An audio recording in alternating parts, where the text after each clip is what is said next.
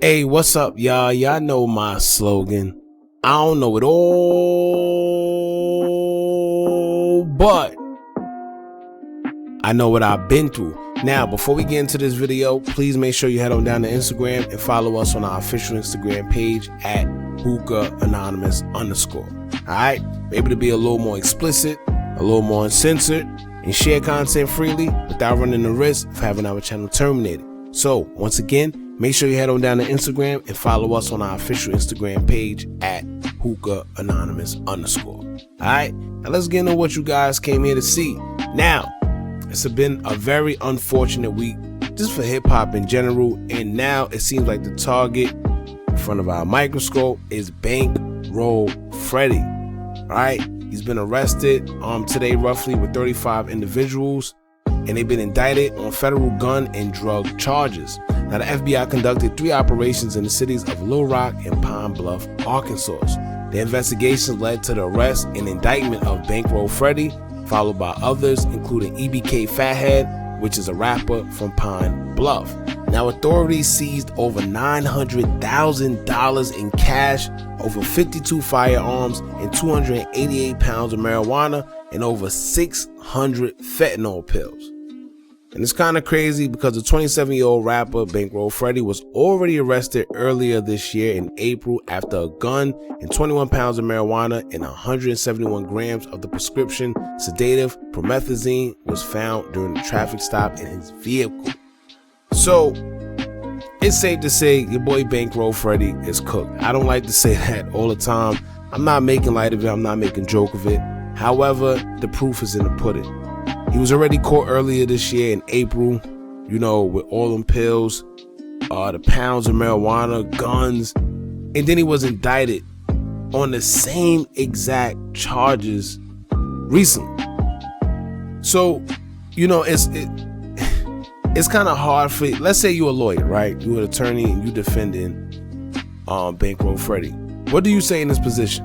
That's the most easiest way to put it. What do you say in an attorney's position trying to defend this man, and he's already been caught up with drugs and guns in the past? Not just a little bit where you can say, oh, I was smoking it, or me and my friends, we do this, we do that, it's municipal. No, these are pounds. They said this man was caught, well, not him, but when they came through, they seized over $900,000 in physical cash. Not just that, it's 52 firearms and 288 pounds of marijuana. Not to mention the 600 fentanyl pills. Now, I know when you just hearing that, you probably say, oh, well, that's a lot of drugs. Oh, that's a lot of money. No, imagine seeing that in your face. That is more than a lot. And then to top it off with 52 firearms. And I'm surprised that they didn't give him the RICO charge. I'm wondering, why they didn't throw the RICO out there. Because with all these RICO charges actually flying around, this is one that will actually warrant a RICO charge. Not to put that on BankRoll Freddie, not to wish that. Y'all know up here, we never wish jail or death on nobody. I'm just saying, in hindsight, with all these RICO charges going around with everybody, this is one that will warrant it. $900,000 in physical cash, unmarked, untaxed.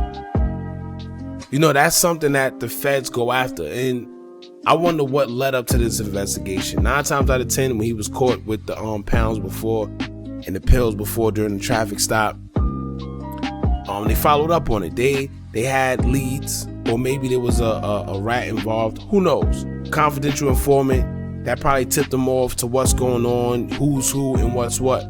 Maybe not even in his case. Maybe it was caught in somebody else's case and he was just involved in it, and that led them to him as well. It's a lot of things when it goes down in law enforcement. You never know how they got you, and they're never going to tell you. Even when they put it in the discovery on how things went, it's not always 100% accurate. And they know that because they can't put everything, because guess what? The next suspect or fugitive, they'll be a little bit smarter when they read and see how people was caught. But I do want to know, how did they, what was the motive of them following up and catching him with all this money, all these drugs, and all these weapons? I guess this is a sad version of when keeping it real goes wrong, because we know BankRoll Freddie, he actually raps about things like this, you know, and it's like, it's one of them things where damn if you do, damn if you don't, because when you actually rap about it and you're actually doing it, and then you get caught, people will say you're foolish. Oh, he's dumb for rapping about what he actually do. But then when you find out that a person isn't actually living the life that they're rapping about and it's just entertainment, then you say, oh, he's fake. Oh, he ain't really living that life. So it's like you got no wins. You know, to be honest with you, I think the best bet, man, when you in that field, you in that life, you doing whatever you're doing, don't make it hot. Simple. Don't make it hot. Don't flash all that money. As you go on BankRoll Freddie's Instagram, yes, BankRoll Freddie is a good rapper, you know, in his field and what he chose to rap about. You know, I'm not saying he's the best rapper, but like I said, what he chose to rap about, he's good in that field. And I've listened to a couple songs as well. But what I am saying is the amount of money he's flashing, the things he's flashing. He got caught up in April and he's still flashing pounds of marijuana on his Instagram. He's still flashing a bunch of money. So with that, what you think the police is going to do? You know, what you think police is going to do, man? So I don't know whether it was a act of being too arrogant, or maybe just not caring, or making, or probably thinking that you just above the law, or thinking that you untouchable. Sometimes money can do that. But then situations like this come and they humble us. So, free BankRoll Freddie, you know, and, you know, to his camp and all that, man, y'all keep your head up. But this is definitely a touchy situation. It is what it is, man. You know what's funny? The crazy part is also, I know y'all like, oh, Hookah with your conspiracies. But if you ever realize all these celebrities and they mugshots, for some reason, it's always grainy. It's never clear. It's never clear. Like, I'm looking at the mugshot as we speak, right? I'm trying to wonder why it's all grainy, and I'm looking for all the pictures, all the mugshots that actually was released online, and they all look the same way. I know if you get locked up right now, you know, you watching this, you right there, if you get locked up right now and your mugshot gets released, it's going to be in 4K. It's going to be in 8K. You know, they're going to see every hair on your face, every bump that's on your cheek. You're going to see everything.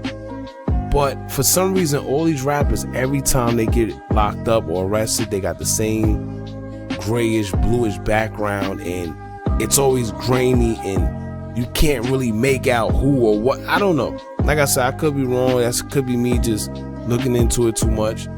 However, I just keep seeing the same pattern, and I always wonder why these mugshots look like this. From Young Thug to Gunna, everybody that's been getting locked up recently, their mugshot, for some reason, it looks all grainy and smudged and blurry. I don't know, man. But y'all jump in the comments, let me know how y'all feel. Don't forget to like, comment, share, and subscribe. Hit that bell so you're notified every time we drop new content. And remember, as long as you keep on watching, I'm gonna keep on dropping. And I'm out.